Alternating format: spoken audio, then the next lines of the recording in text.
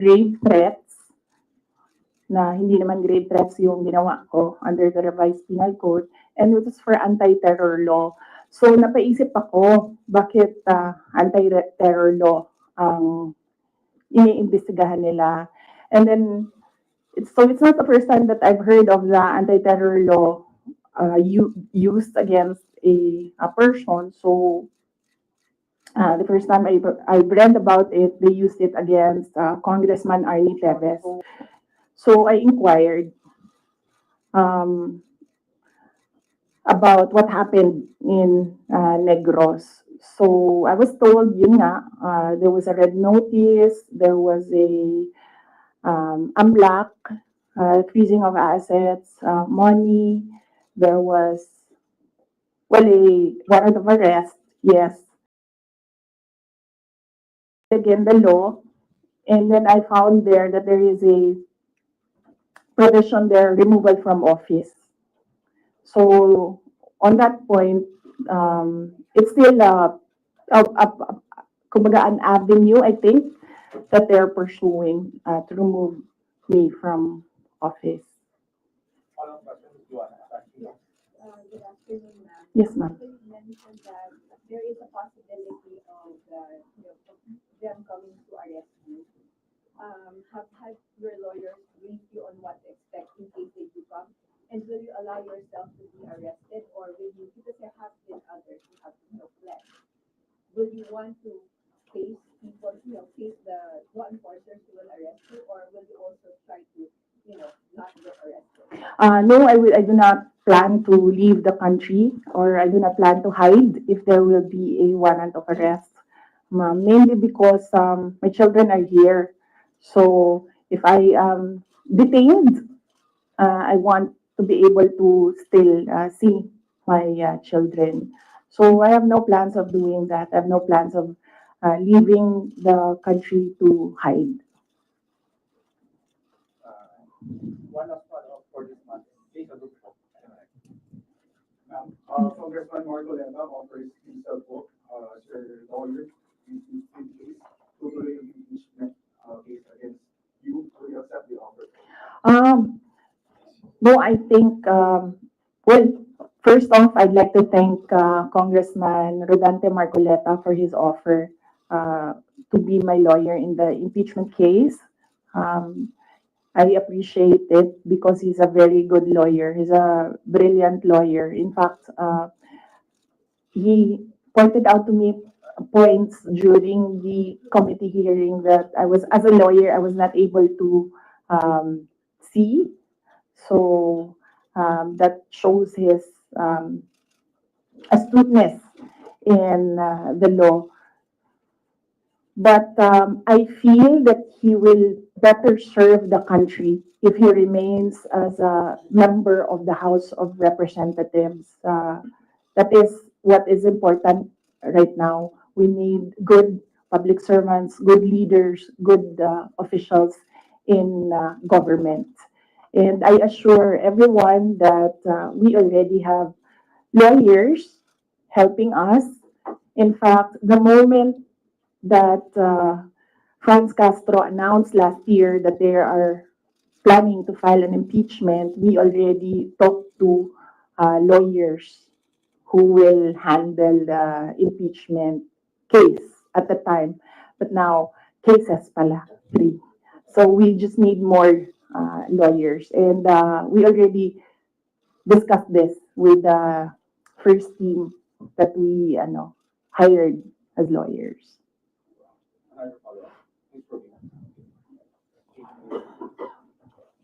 You mentioned a lot. Yes, ma'am.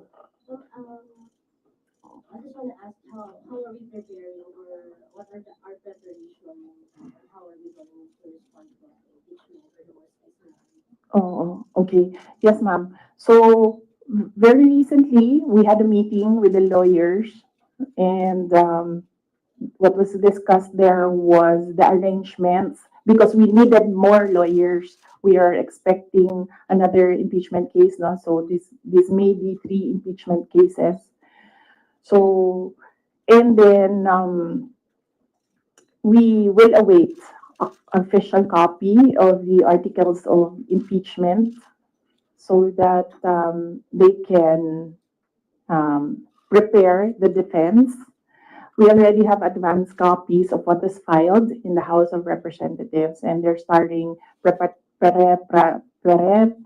works right now. Sorry, sir.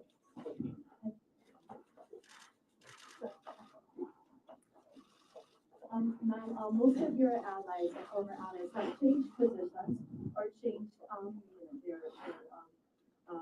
sides. How do you feel right now? And if, for example, the impeachment comes through, are you confident with the numbers both in Congress and the Senate? No, we're not confident with numbers, ma'am, because impeachment is a legal process and a political activity. So we are confident with the legal aspect of the impeachment because um, all the lawyers that I asked to review the initial draft of the impeachment complaint really said that this is not, well, they would say it's not an impeachable offense and this is not an actionable offense, things like that, lawyer talk. But with regard to politics, that is a different matter altogether. So we do not know what will happen with that.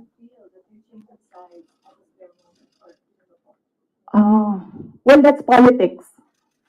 They always say that there are no permanent friends and enemies in politics. So um, it really depends on the person, no, on the politician, what path he will choose. Hi, ma'am. Related to the worst case scenario. Yes. The House and the government said that they are eyeing the possibility of filing plunder, technical malversation, and falsification charges, among others, against you and several other officials of the OVP and formerly the DepEd in relation to the alleged misuse of the confidential funds. Have you discussed this already with your legal team, with any of the lawyers, and what can you say that it's a very heavy case blunder? Yes.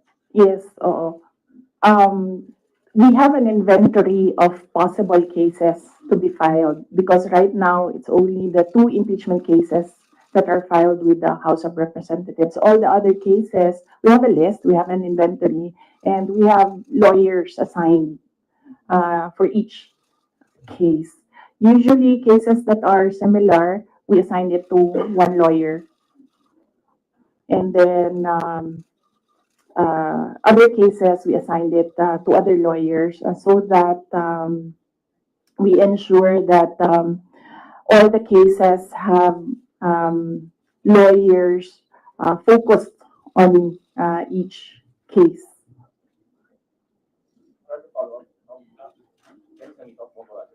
Pwede sabihin po from Bongo Radio Philippines.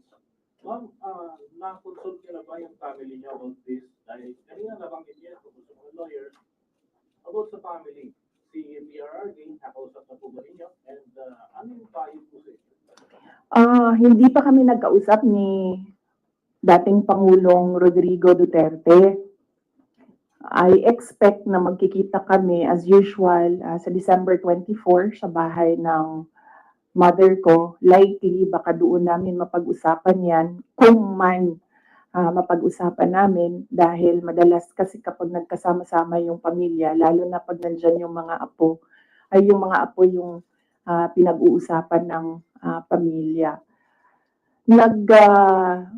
Nagsabi si Pangulong Duterte na magpapadala siya ng pera para sa pambayad daw ng mga abogado kasi alam niya na napakaraming mga abogado ngayon ang kinuha para sa iba't ibang mga kaso. Pero nagsabi na rin ako through my brother kasi yung kuya ko yung sinabihan niya.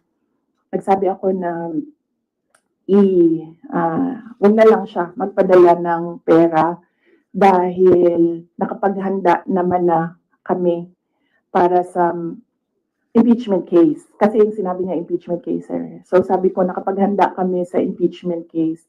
Kasi nga, last year, nag-announce na si Franz Castro ng impeachment. So the moment na sinabi yon, and the moment na nakita namin na tuloy-tuloy yung attacks against me, ay naghanda na rin kami para sa mga abogado. Marami ka na first-time people. Hi, ma'am. Clara Cepeda from Straits Times, Singapore. Ma'am, you already mentioned that your lawyers are prepared to answer the impeachment cases, but the opposition groups who filed the complaints against you are accusing you of being evasive in your answers and the alleged corruption and misuse of millions of confidential funds. Ma'am, baka you can offer an explanation also to taxpayers. How, kung above board po pa talaga yung paggamit nitong mga confidential funds para matapos na rin, ma'am, yung question once and for all. Yes, ma'am. I'm not being evasive. If you are referring to the budget hearing and the hearings in the House of Representatives, I'm not being evasive. I am not answering the questions because they have no authority to ask confidential questions. I am answering questions about the use of the money in the Commission on Audit, and there is no, you ask the Commission on Audit if there was anything at all that they can say or see that we are not cooperative with the audit. So it is wrong to say that I am evasive. I am definitely not answering questions about the use of the fund, about confidential funds, because it pertains to national security and the lives of the people involved in intelligence operations. And yes, as I said, we have fully cooperated with the audit process of the Commission on Audit, who has the sole jurisdiction to ask questions about the use of confidential funds. In fact, 2 quarters of the Department of Education are already cleared by the Commission on Audit, but it is still being questioned inside the committee in the House of Representatives. So that is the reason why I am not answering questions from the House of Representatives. Plus the fact that, as I said, it is an attack. It is a political attack. If you're in aid of legislation and you want to legislate about confidential funds, you do not target one office and terrorize and torment the employees of that office. What you do is you do a sampling, a random sampling of the offices who have confidential funds. Why not call the office of the president who has billions and billions of confidential funds if you want to legislate about confidential funds? So that shows that they're singling out the office of the vice president. And I really feel that it's very disrespectful to the office of the vice president. That is also why when they ask that I respect their process, respect begets respect. So if they want respect, they should first respect the office of the vice president. That is what I was saying, that they don't like me, they don't like my person, they don't like Inday Sara Duterte, but they have to respect the office of the vice president. So if they want to investigate confidential funds, they don't single out one office. Understand, ma'am. VP, just a follow-up. As in yesterday or the other day, the House also alleges that over 400 names na nag-cite with acknowledgement receipts. Again, on the issue of the confidential funds, wala daw pong records at the BSA. Baka ma'am, you can offer an explanation because we know that this is a legal proceeding, pero pinag-uusapan po siya ngayon, ma'am, sa bahay ng bawat Pilipino. Kaya explanation is this is above board or bakit wala silang birth certificate, ma'am? No, I will not explain. I will not give an explanation because it will entail that I explain intelligence operations, which will compromise officers who do intelligence operations. It will really compromise how they work. So no, no explanation will be given to the members of the House of Representatives. One final follow-up for me, ma'am. Then what's your response to accusations that an office like the DepEd and the OVP have no jurisdiction naman to have these confidential funds that are spent for national security? Well, the confidential funds was the first uh, transfer of uh, confidential funds was from the office, from the contingent funds to the office of the Vice President, and this was approved by the office of the President. The next year confidential funds was 2023. We submitted it to the Department of Budget and Management. It was approved by the Department of Budget and Management, and therefore it implies that it was approved by the Office of the President because it was included in the National Expenditure Program, the NEP. So, and then it was approved by Congress as well. The only reason why we did not use the confidential funds in the fourth quarter for both offices because I was already flagged by a friend inside the House of Representatives that they will attack you using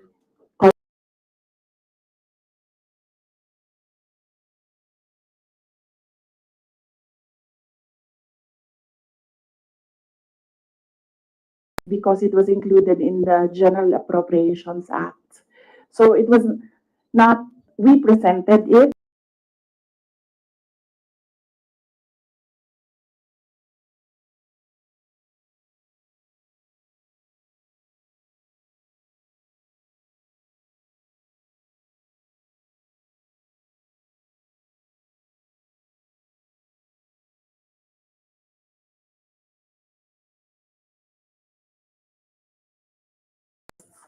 Really, all these uh, circumstances and events happening surrounding the office of the Vice President is a race to the presidential election in 2028. Unfortunately, they are attacking the office as well. So, dyan ako medyo, and the personnel of the office of the Vice President. So, dyan ako medyo pumapalag. Wala namang problema.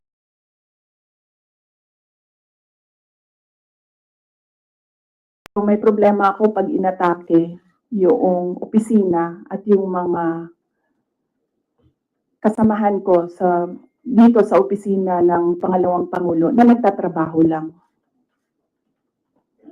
Next question, Al Jazeera. Good afternoon, Madam. Good afternoon, Madam Vice President. I'm just going to pick up on Mara's line of questioning. You said, and I understand your explanation about these confidential funds haven't been approved by several layers in the government. But maybe just to go back to the basics, if you can explain to ordinary Filipinos why the Office of the Vice President needs confidential intelligence funds. Okay. Yes. For the Office of the Vice President, it's not the first time that the office was granted confidential funds. During the time of Vice President Binay, the office was already given confidential funds. The confidential funds we use in relation to our work and national security. All the projects and the programs of the Office of the Vice President target poverty alleviation. There is a direct correlation between poverty and national security. So what we do is we want to target the areas where we put our projects so that we achieve peace and order, security. So to we don't want our projects put in areas where it is not needed for poverty alleviation. So we want to prioritize the areas. And the only way to do that is to use confidential funds to purchase information. So where are the target areas? We need that so that our projects will serve these areas. So that's why we needed the confidential funds. In in the Department of Education, there is a correlation as well of the education and national security. In fact, that is one of there is a correlation as well of education and national security. There are so many threats to education, not just insurgency, um, and threats to Department of Education personnel and students as well. And we wanted to target projects of the Department of Education as well in the most vulnerable areas in schools. That is why we needed confidential funds. It's all about national security. And the position of the Office of the Vice President and the Department of Education is that national security is a holistic concept. It's not just one, like territorial defense, sovereignty. No, national security is about food security. It's about quality of education. It's about poverty alleviation and everything else that we need to do as a country to get us out of this poverty rut. But you are in the NTF LCAP, so couldn't have your offices work with the NTF LCAP as well as other government agencies that actually have national security mandates? In the NDF LCAP, they are only about ano yung ng LCAP? And local armed conflict. And local community and conflict. And local, there, LCAP. So that is very specific to that local conflict and communism. So as I said, the projects and the programs of OVP target poverty alleviation, and there's so many factors affecting poverty. And there are so many threats to education, not just insurgency. But there are also other government agencies with national security mandates that you can work with, your offices can work with. Yes, that is true, but we work far faster if we are allowed to purchase information and target our projects immediately on the certain school or certain barangay or certain municipality. We move faster if we can target our projects. Okay. Going back to the confidential funds, that was also about confidential funds, but the names that are being verified by the Philippine Statistics Authority. I know you said that you can't explain because they're confidential in nature, but maybe just a yes or no, because other names have cropped up, aside from Mary Grace Diablos, we have Chicky McDonald, Fernando Tempora, Carlos Oishi, Raymunda Nova. These were mentioned in a column at the Philippine Star, and Joel Chua, Congressman Joel Chua was quoted. Are yes or no, are these code names? Nakalimutan ko yung sagot ko. Sandali. I cannot explain confidential funds because it will entail explaining intelligence operations. And there is a law that prohibits officials who gathered information because of their office to divulge it in public. So it's the Anti-Graft and Corrupt Practices Act. There is a specific provision of law. You cannot divulge confidential information that you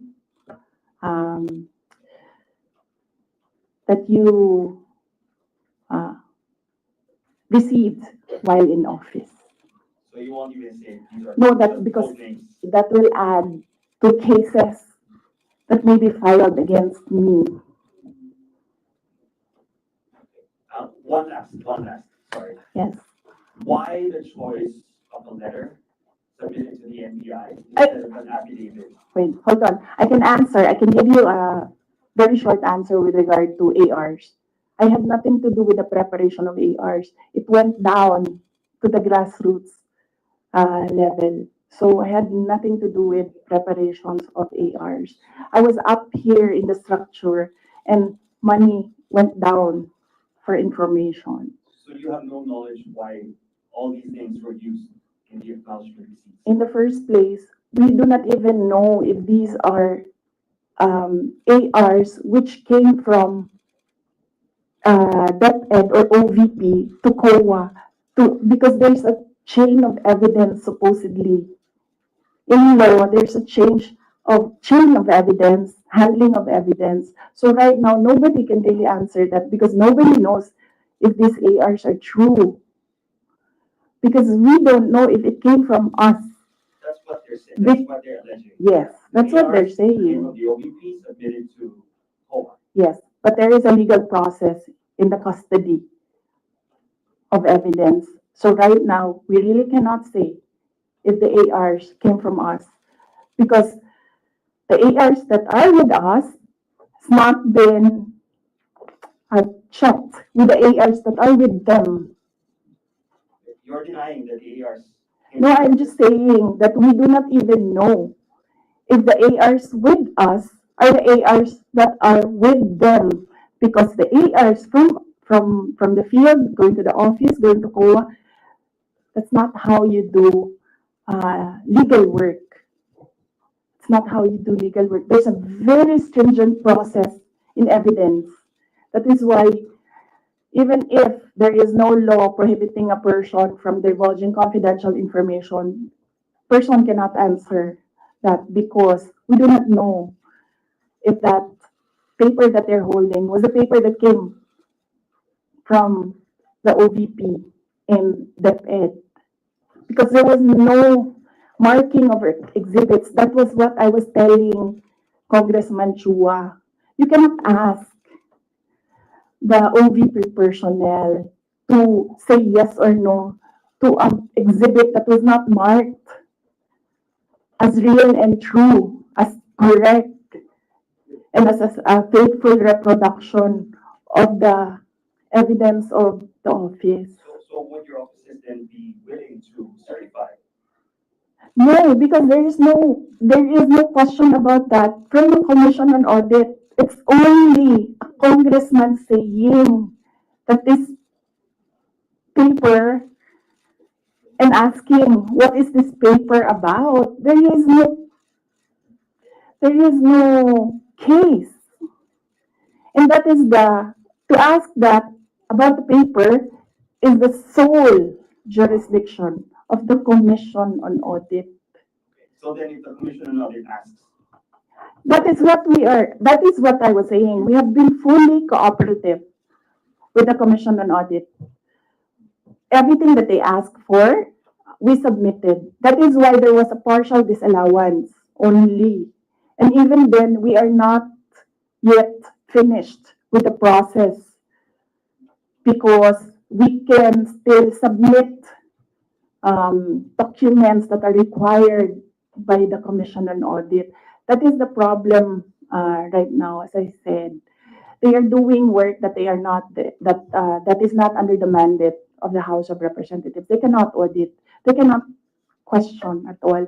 They cannot make me answer and say that we represent the taxpayers and you have to answer. No, I will only answer to the Commission on Audit because that is the body who can ask us questions about the fund use.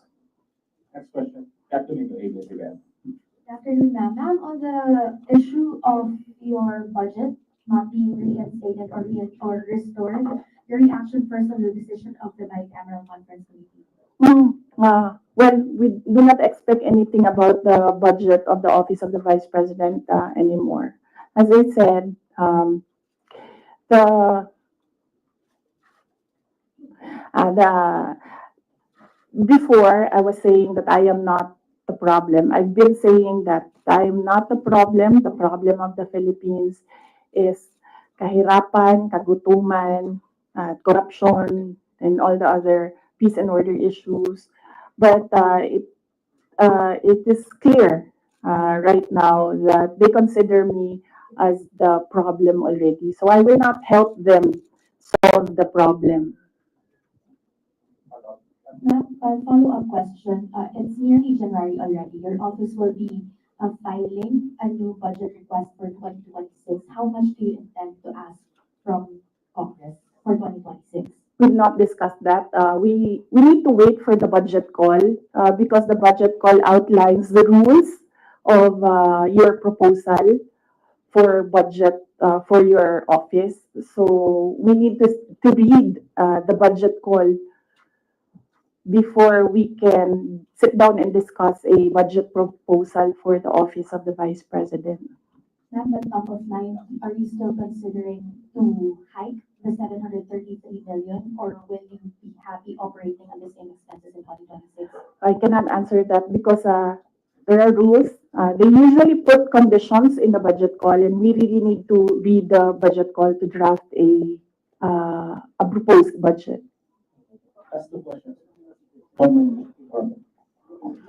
Just to follow up on the budget, in the previous interviews, you said that you cannot give a definite answer on what will happen with regards to your satellite offices, given that the budget was not final at that time. But given that the BICAM already decided not to reinstate your original proposal of 2 billion, what will happen to your satellite offices? There are around, I think, 10 satellite offices across the country. Yes. We have to see if we can continue with the projects that they are implementing.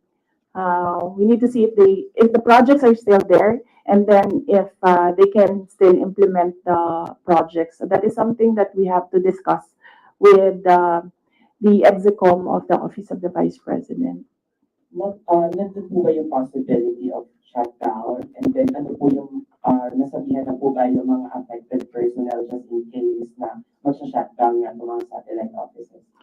Galing sa central office ng Office of the Vice President, wala kaming sinabi sa kanila. Pero since nababasa naman nila sa media yung nangyayari sa budget, I am sure that they are preparing themselves as well. Good afternoon, Christian.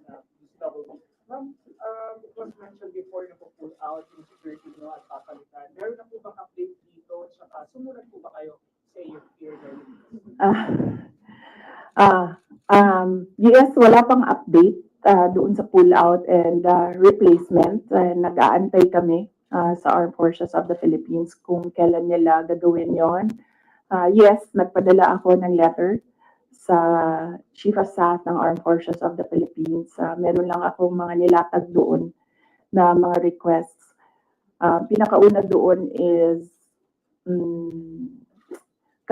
hindi na kami tatanggap, hindi na ako tatanggap ng replacements. So kung magtanggal sila, hindi na nila i-replace. Iwan na lang nila kung ano yung maiwan. And kung wala mang maiwan dahil tatanggalin nila lahat, I already said that I will seek security arrangements outside of the Armed Forces of the Philippines already. Mag-outsource na kayo. I mean, kasi normally naman, di ba, pag Vice President, may naka-designate dyan from the AFP, from the PNP. So, dahil nga, yun nga, may pull out. And so, ang plano nyo para mag-outsource na lang kayo. Yes, we are exploring private security services. Yes. So, my husband, ma'am. Huh? Would that be construed as a private? No, because there are professional security services. So that's not considered as a private army. And I do not know if these individuals are allowed to bring guns. So that makes them less of an army, ma'am, kung wala silang baril. Hindi ko alam yung sa professional security services. But that is one option that we are preparing for in case there is a pull out of the entire security detail from the Armed Forces of the Philippines. Initially, I asked my husband, and then he said that he'll make arrangements. Out of pocket, ma'am. How much are you estimating for that? well, wala pa kaming, we have not requested for proposals yet from, service providers. We have not, requested a proposal yet. So, but, I think only Filipino, organizations or agencies are allowed, that kind of service within the Philippines. I think, Mama, I do not know. But, I know that they are Filipinos, yes. Do you feel secure No, I don't. about your children? No, ma'am. No. But no, I do not feel secure. As I said, that there's always been bias because when we see, say for example, DOJ, iniimbestigahan nila yung press con. Pero hindi nila iniimbestigahan kung bakit kami umabot doon sa press con na yon. Iniimbestigahan nila ang threat ko, no? Pero they've not ever investigated threats against me, which are all documented, but we do not give them the information because we don't trust them at all. Last two questions right there from you.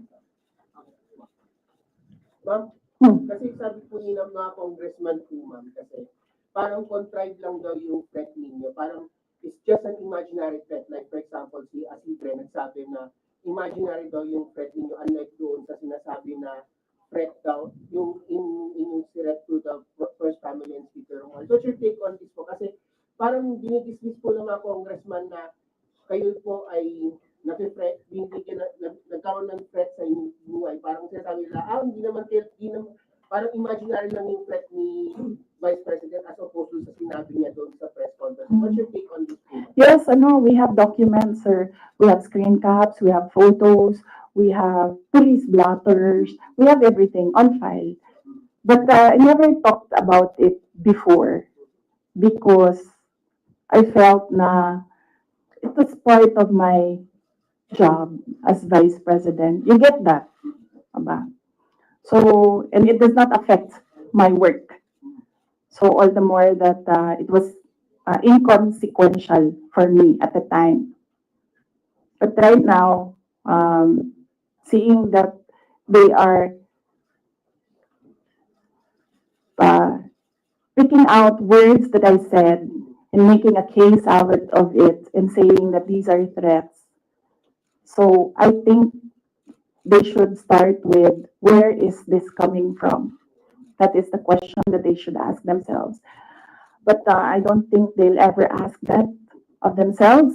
So we'll just move on to the cases and the impeachment and whatever will come in the new year. Do you regret saying you are making such threat to the president and the first lady and the speaker? No, ma'am. Buti na yung alam nila, ma'am, na pag namatay ako, hindi talaga ako, I will not die in vain. CP, you mentioned the 2028 presidential elections that all of the attacks of the Marcos government really now is all connected to 2028. But the last time, the sitting vice president, a very popular sitting vice president, was investigated for corruption allegations and refused to respond in the public forum. Natalo po siya sa elections, and I'm referring to former Vice President Judge Martinez. Ma'am, are you concerned that your enemies would be able to turn public opinion against you and it will hurt any potential plans of you running for president? You're leading surveys as earlier. I've not seen the recent surveys, but yes, that is what they are trying to do, turn public opinion. That is the strategy.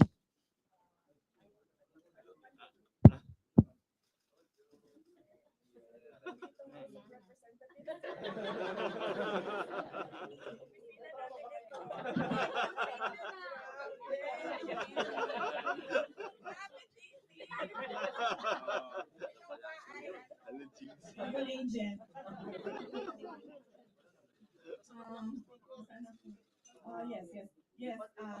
But I am not. Yung mga may dito. Walang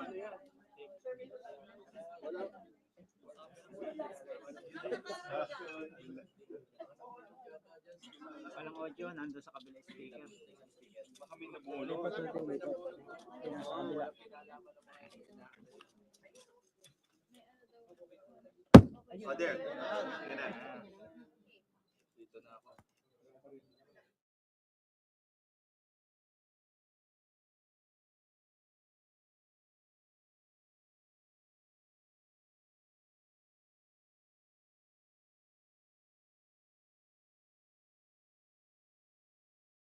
Yes, yes, but yes.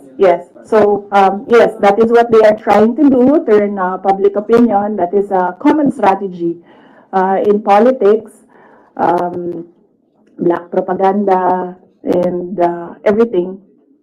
Will it hurt my chances? I'm not yet a candidate. So, right now, I am just the Vice President of the Republic of the Philippines and working for the country. So, I am not yet a candidate. So, I do not know if this will affect me. Maybe my decision in 2026 will consider what is happening right now, but I cannot really say with finality what will be the considerations for me to decide to run for president. As I said, just give me the last quarter of 2026. I think that is the best time for any presidential candidate to decide to run. Ma'am, pero isip po, ma'am, kasi ito, lumalabas yung keyword ngayon, binibinay. Para kayo ginagawang binay yung lahat for former President J.J. Really po, ma'am, binibinay kayo ngayon kasi malakas kayo ngayon this survey and possibly tinutukod nila kayo para mawala yung political clout ninyo sa 2028. Yes, oo, yan naman ang sinasabi ko eh. It's all, these are all political attacks from the attack from the left on the confidential funds, the meeting with the Speaker of the House of Representatives, and the attack on the budget, and the other attacks that you see in social media. So these are all directed to remove me from the race, yes, and then of course remove me from office.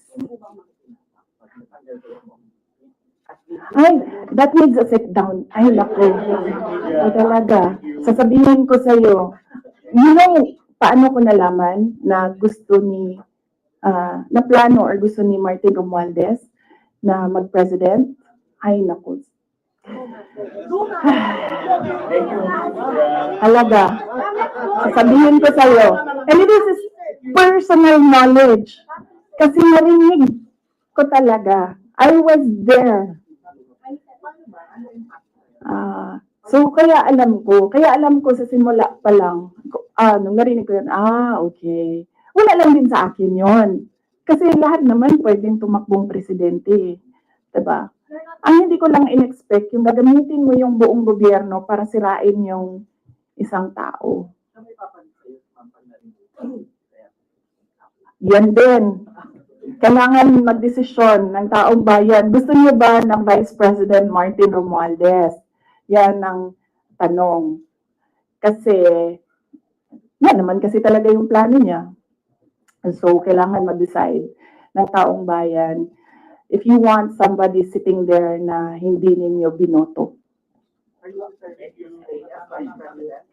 Ma'am, are you determined to stay as Vice President? No, I'm at peace. I'm at peace with whatever happens to me. I've already accepted that whatever happens to me, that will be God's purpose for my life. So I am at peace staying and finishing my term because that is my contract with the Filipino people, and I am at peace going if I will be removed from office. Okay, thank you.